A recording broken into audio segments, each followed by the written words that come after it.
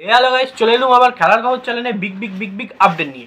তো চলো বন্ধুরা, খুব গুরুত্বপূর্ণ আপডেট আছে এই ভিডিওটার মধ্যে। ফুল ভিডিওটা দেখতে থাকো, স্কিপ করবে না। স্কিপ করলে কিন্তু ভিডিওর মধ্যে অনেক কিছু মিস করবে। এবং খেলার খবর চ্যানেলে যারা নতুন আছো, অবশ্যই এই খেলার খবর চ্যানেলটাকে সাবস্ক্রাইব করে পাশে থাকো এবং পাশে থাকা ব্ল্যাক অ্যান্ড ঘন্টাটা ঢং করে বাজিয়ে দাও। আর বেশি বেশি কমেন্ট আর লাইক করে দাও, যাতে মোটিভেট হয় তোমাদের আরও ভালো ভালো ভিডিও আপডেট দিতে পারি। তো ফার্স্টেই যে আপডেটটা নিয়ে চলে এসেছি সেটা হচ্ছে মোহনবাগান টিমের এক বিশেষ প্লেয়ার কিন্তু বাদ পড়তে চলেছে। নিশ্চয়ই ওকে নিয়ে আগেও ভিডিও বানিয়েছিলাম। সে প্লেয়ারটাকে, সেটা হচ্ছে গ্ল্যান মার্টিন। তো গ্ল্যান মার্টিন কিন্তু এই সিজনের পরেই তাকে ছেড়ে দিচ্ছে মোহনবাগান, পুরোপুরি কনফার্ম হয়ে গেল। একটাই কারণ, তার থেকে সেরকম কিছু মোহনবাগান পায়নি এবং তার খেলাও খুব একটা জুতের হচ্ছে না।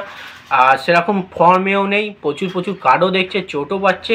সেক্ষেত্রে তাকে রেখে কোনো লাভ নেই। এবং গ্ল্যান মার্টিনকে যদি মোহনবাগান টিম ছেড়েও দেয়, কোনো মোহনবাগান সমর্থক বলো, জনতা বলো, ম্যানেজমেন্ট বলো, সেরকম কিছু মনে হবে না, কারণ তার থেকে কিছু টিমটা পায়নি। তো সেক্ষেত্রে পুরোপুরি রিলিজ করে দেবে গ্ল্যান মার্টিনকে এই সিজনের পর থেকে। কারণ গ্ল্যান মার্টিন কিন্তু আগের সিজনে মোটামুটি ভালো খেলেছিল, এই সিজনে কিন্তু গ্ল্যান মার্টিনকে সেরকম দেখতেও পাওয়া যায়নি, সেরকম চান্সও দেয়নি তাকে। তো সেক্ষেত্রে গ্ল্যান মার্টিনের জায়গায় কিন্তু প্রচুর পরিমাণে বেশি খেলেছে দীপক টাংরি। তো সেক্ষেত্রে গ্ল্যান মার্টিনকে এই সিজনে, মানে শুরুতেই, মানে এই সিজনের শেষের দিকেই কিন্তু গ্ল্যান মার্টিনকে মোহনবাগান রিলিজ করে দেবে অথবা ছেড়ে দেবে এবং গ্ল্যান মার্টিন যে কোনো অন্য কোনো আইএসএলের দলে গিয়ে খেলতে পারবে। তো সেক্ষেত্রে এটা হচ্ছে একটা কনফার্ম আপডেট। তো এইবার যে আপডেটটা দেবো, মোহনবাগান কোচ অ্যান্টোনিও লোপেজ সাবাসের মোহনবাগানের ভবিষ্যৎটা কী, লোপেজ সাবাসের মানে অ্যান্টোনিও লোপেজ সাবাসের ভবিষ্যৎটা কী হতে চলেছে। তো ভবিষ্যৎটা কী হতে চলেছে মানে যেটা বলা হচ্ছে, অ্যান্টোনিও লোপেজ সাবাসকে, যেটা শোনা যাচ্ছে এর পরের মরশুম থেকে কিন্তু লোপেজ সাবাসকে ছেড়ে দেওয়া হবে। তো তার জায়গায় একটা নতুন হেড কোচ আমি মার্ক করে রেখেছি, নিশ্চয়ই দেখতে পাচ্ছ। তো তার জায়গায় একটা কম বয়সী নতুন হেড কোচ নেওয়া হবে। তো একটাই, অ্যান্টোনিও লোপেজ সাবাসের থেকে তো তোমরা বলতেই পারো এত কিছু পাচ্ছি, তার জন্য আমরা শিল্ড জিতলাম এবং তার জন্য আমরা অনেকবার চ্যাম্পিয়নও হয়েছি, আবার আইএসএল ফাইনালের দিকে এবারে আইসিএলও আবার জিততে পারি তার জন্যে। তো এরকম একটা কোচকে কেন ছেড়ে দেবে? তো অ্যান্টোনিও লোপেজ সাবাসকে কেন ছেড়ে দেওয়ার কারণ এবার পুরোপুরি বলে দিই। তো তার এমনিতেও বয়স হয়ে গেছে, পুরোপুরি কন্টিনিউ করতে পারবে না।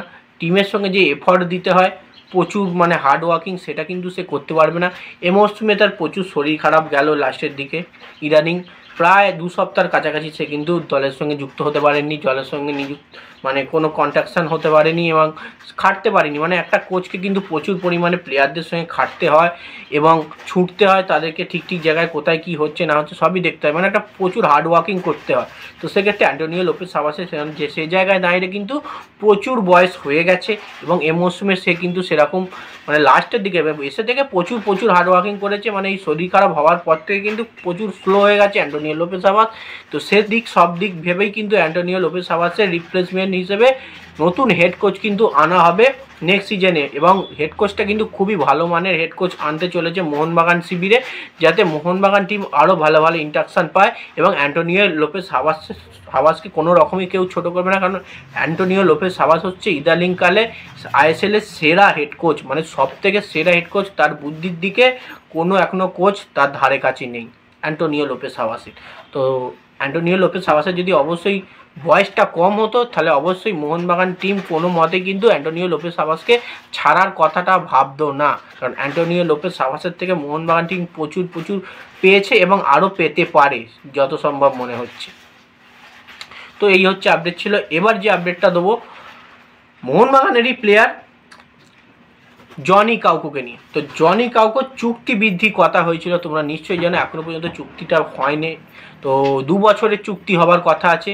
তো চুক্তিটা অবশ্যই হয়ে যাবে এই সিজনটার শেষের আগেই মনে হচ্ছে চুক্তি হয়ে যাবে।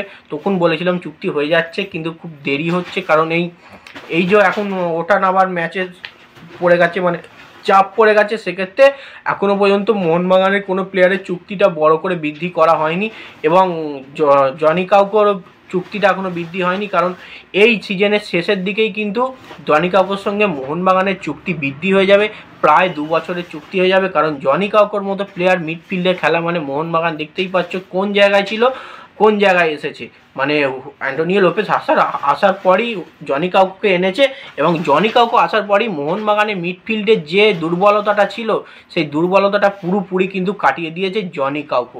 এবং জনি কাউকের মতো প্লেয়ারকে কোনো মতে কিন্তু মোহনবাগান শিবির ছাড়তে চায় না, সেই জন্যে কিন্তু জনি কাউকে 2 বছরের আরও চুক্তি বাড়িয়ে নিচ্ছে। কারণ এর আগেও জনি কাউকে কিন্তু মোহনবাগান টিমে খেলে গেছে, দুর্দান্ত পারফরমেন্স দিয়ে গেছে, সেই সব দিক দেখেই কিন্তু জনি কাউকে আরও 2 বছরের চুক্তি বাড়াবে।